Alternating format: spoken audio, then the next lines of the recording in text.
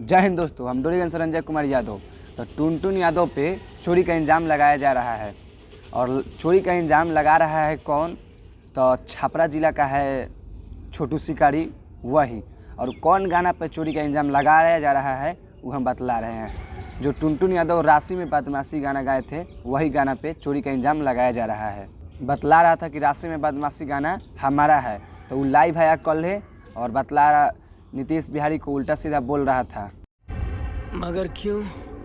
और बोल रहा था कि हम ये हैं वो हैं फलान ठिकान के, हम जेल से निकले हैं, हमारे पर इतना धारा है, यही सब कुछ बोल रहा था। तो इसी मामले को लेकर के नीतीश बिहारी कल लाइव है और उसको खूब बढ़िया तरह से रेल दिया कि राशि में हमारा बदमाशी लिखल बा, हमारा गाना राशि में घास भूसा लिखल बा है।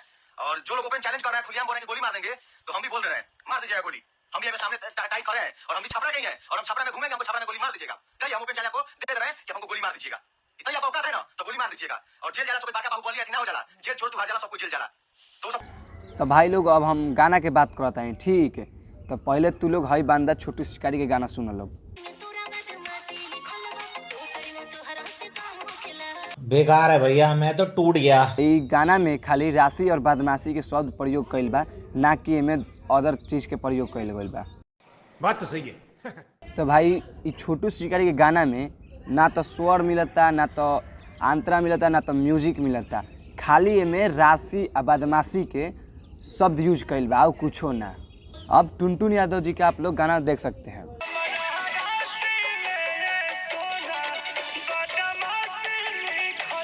तो इनका मुखरा में खाली राशि में बदमाशी शब्द का प्रयोग किया है।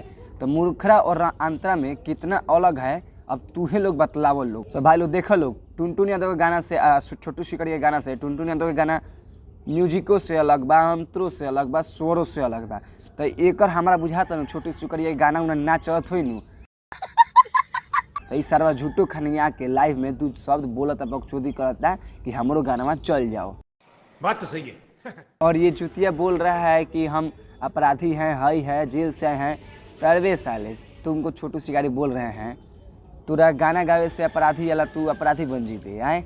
और रहल बात टुनटुन यादव के, तो टुनटुन यादव के गाना गावल हर कास्ट के लोग गावता, अहिर से लेके राजपूत से लेके भूमिहार से लेके दुसाद से लेके सब जात गावता। हमारी सिक्सर के 6 गोली छाती में पावर होला खाली अहिर जाति में। ये गाना पे कौन समाज नहीं गाया है?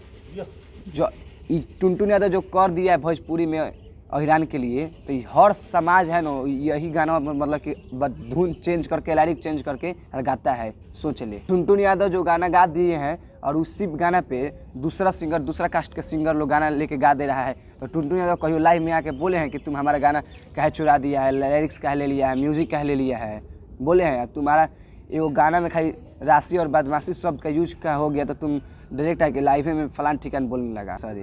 तो भाई लोग ये वीडियो दबा के शेयर कर लो क्योंकि अभी वीडियो ही पहुंच जाए। तो आज के वीडियो इतना ही। जय हिंद, जय भारत। मिलता है दोसर वीडियो में।